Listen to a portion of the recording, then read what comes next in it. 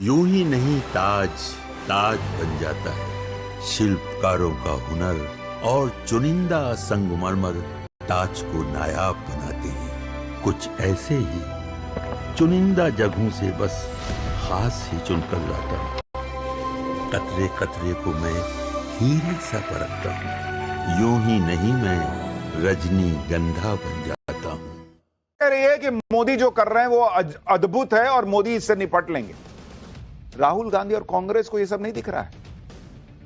संसद में पीएम ने कह दिया कि नहीं ना हुई बात ट्रंप से, लेकिन राहुल गांधी को इस पर भरोसा नहीं है। अपने देश के प्रधानमंत्री का संसद में दिया बयान उनको भरोसे के लायक नहीं लग रहा है। और जो ट्रंप जब जो मन में आता है जेब से निकाल के बयान फेंक देते हैं, उन पे उनको भरोसा है। और वो भी उस वक्त भाई जब भारत बड़े तूफान का सामना कर रहा है। भारत कह रहा है कि जो होगा देखा जाएगा, हम ट्रंप के सामने सरेंडर नहीं करेंगे। भारत का मैसेज क्लियर है। ट्रंप और अमेरिका अगर आर्थिक दादागिरी दिखाएंगे तो भारत इसे सहन नहीं करेगा। मोदी ने बता दिया कि हर चीज सिर्फ आर्थिक नफा नुकसान से तय नहीं होगी। हर देश का अपना एक आत्मसम्मान होता है बॉस, और उससे समझौता नहीं हो सकता। मोदी ने साफ बता दिया कि भारत की अपनी कुछ रेड लाइंस हैं जिसे कोई पार नहीं कर सकता। हाँ ठीक है, अंग्रेज हम पर इतने साल राज करके गए तो इसका मतलब हम गुलाम थोड़े ही हैं। तुमने विदेशियों ने, पश्चिमी देशों ने अगर यह सोचा हुआ है कि भारत को तो हमने गुलाम बना के रखा था, ये कैसे बढ़ के बात कर सकता है, ये कैसे आंख दिखा सकता है, तो तुम्हारी प्रॉब्लम है ना बॉस। आज का भारत आत्मविश्वास से भरा हुआ भारत है, और चाहे कितना ही अच्छा दोस्त हो, कितना ही ताकतवर दुश्मन हो, भारत उससे अपने हितों की बात आंख से आंख मिला के करता है। और यही होती है एक मजबूत नेता की पहचान, जो मुसीबत में पैनिक नहीं हो जाता, बल्कि उस मुसीबत से लड़ने के लिए अपनी ताकत को बढ़ाता है, देश को मोटिवेट करता है, जैसे मोदी कर रहे हैं। ट्रंप के टैरिफ के जवाब में नरेंद्र मोदी कौन सा बड़ा प्लान बना रहे हैं, मोदी ने कौन सा स्पेशल 40 प्लान बनाया है, वो आपको आगे बताऊंगा। यह भी बताऊंगा कि ट्रंप ने मोदी का नाम लेकर क्या कह दिया। राहुल गांधी कैसे पीएम मोदी को तू तड़ाक की भाषा में सुना रहे हैं। पीएम मोदी किस बड़ी प्लानिंग में जुटे हैं, सब बताऊं उससे पहले इस घमासान की झलक देखिए।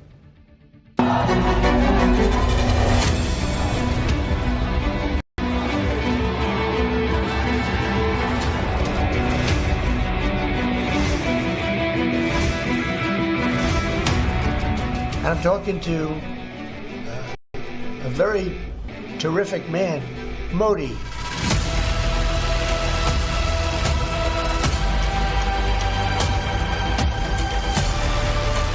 व्यक्तिगत रूप से मुझे बहुत बड़ी कीमत चुकानी पड़ेगी, लेकिन मैं इसके लिए तैयार हूं।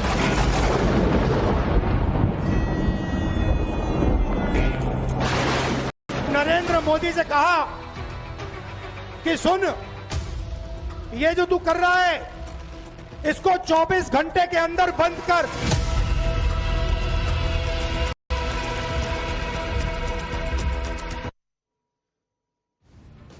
डोनाल्ड ट्रंप का 50% टैरिफ आज से लागू हो गया है।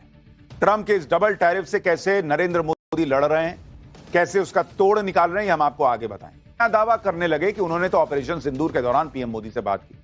अब डोनाल्ड ट्रंप के इस दावे को उनकी बौखलाहट से जोड़कर देखा जा रहा है, क्योंकि कल से ही ये खबरें चल रही हैं कि डोनाल्ड ट्रंप ने 4 बार पीएम मोदी से फोन पर बात करने की कोशिश की, लेकिन पीएम मोदी ने ट्रंप से बात ही नहीं की। यह दावा जर्मनी के एक अखबार ने किया।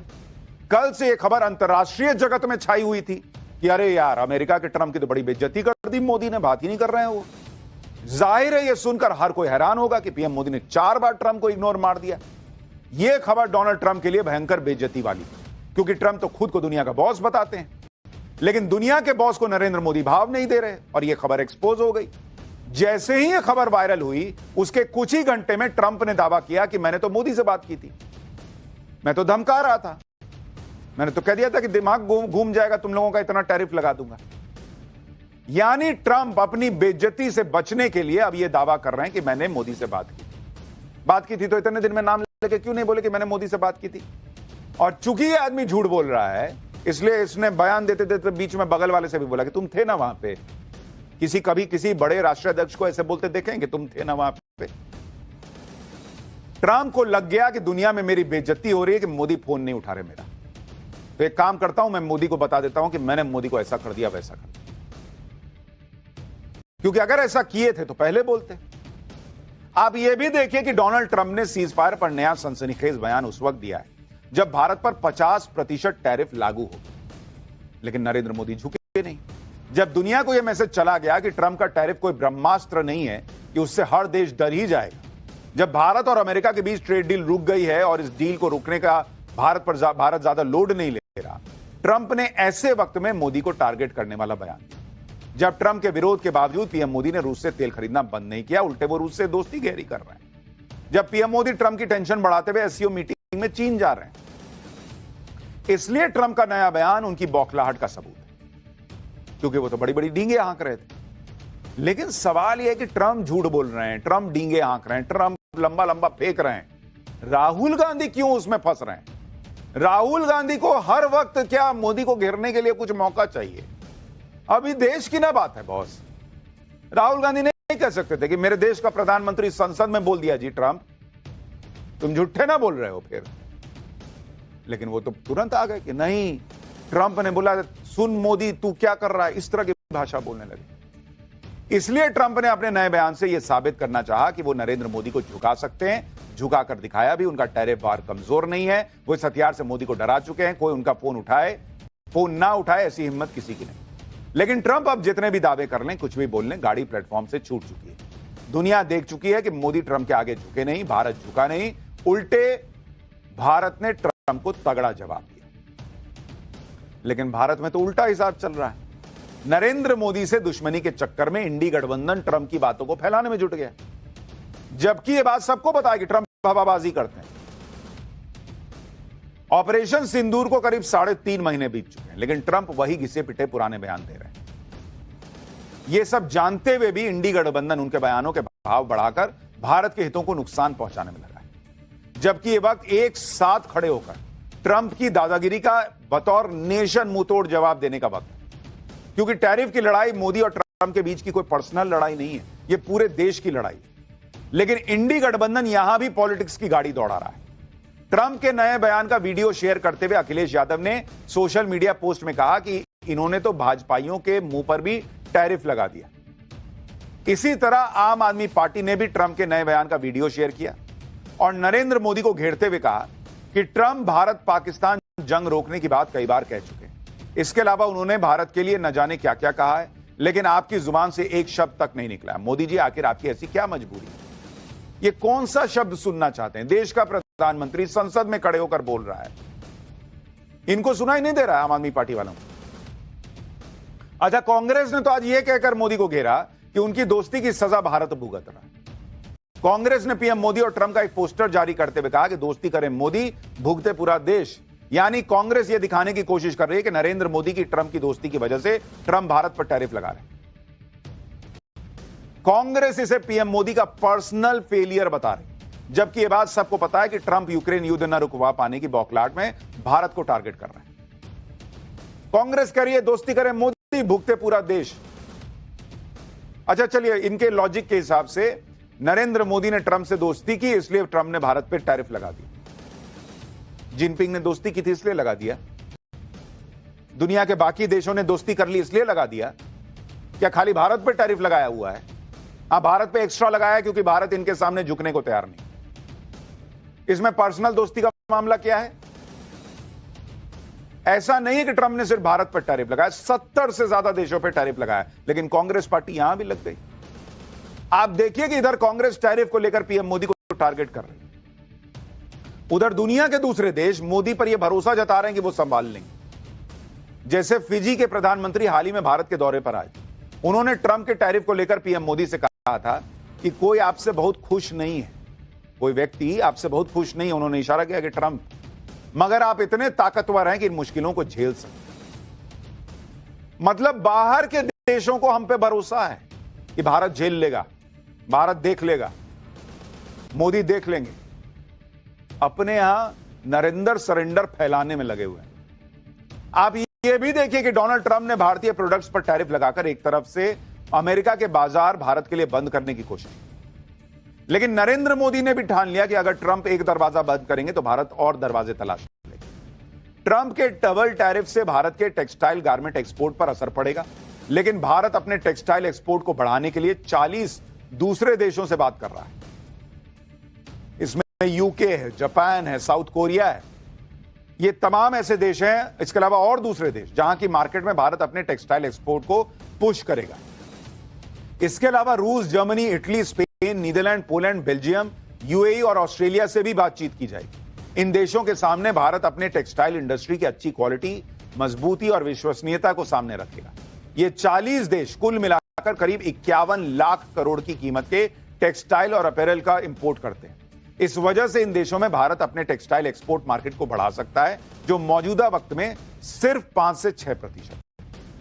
ट्रंप के टैरिफ का सबसे ज्यादा असर जिन सेक्टर्स पर पड़ेगा उसमें टेक्सटाइल भी शामिल। इसलिए टेक्सटाइल इंडस्ट्री के लिए दूसरे बाजार तलाशे जा रहे हैं।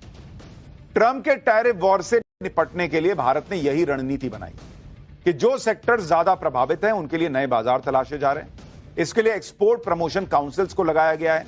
दुनिया के अलग अलग देशों की मार्केट में डिमांड और सप्लाई को देखा जा रहा है। इतना ही नहीं, अंतर्राष्ट्रीय एग्जीबिशन, ट्रेड फेयर्स में भारतीय प्रोडक्ट्स को बढ़ाया जाएगा। अलग अलग सेक्टर के लिए अलग अलग कैंपेन चलाया जाएगा। फ्री ट्रेड एग्रीमेंट्स का कैसे इस्तेमाल किया जाए, इसके लिए एक्सपोर्टर्स को गाइड भी किया जाएगा। ट्रंप के टैरिफ के प्रभाव को कम करने के लिए मोदी सरकार उन सेक्टर्स के प्रतिनिधियों से भी मुलाकात करेगी जो टैरिफ की वजह से सबसे ज्यादा प्रभावित है। इस हफ्ते कॉमर्स मिनिस्ट्री कई सारी मीटिंग्स करने वाली है। केमिकल्स, जेम्स और ज्वेलरी समेत इसके अलावा अलग अलग सेक्टर्स के एक्सपोर्टर्स को बुलाया जाएगा कि आओ भाई बताओ क्या क्या दिक्कत है, हम क्या मदद करें, कैसे एक्सपोर्ट को बढ़ाया जाए और इंडस्ट्री को टैरिफ के प्रभाव से बचाया जाए, इस पर इनसे चर्चा हो।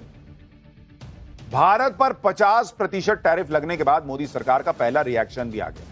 विदेश राज्य मंत्री कीर्तिवर्धन सिंह ने कहा है कि हमारी अर्थव्यवस्था बहुत मजबूत है, हमारी इंडस्ट्री बहुत मजबूत है और निश्चित रूप से हम अपनी जनता और देश को नुकसान नहीं होने देंगे। हम टैरिफ से निपटने के लिए जरूरी कदम उठा रहे हैं।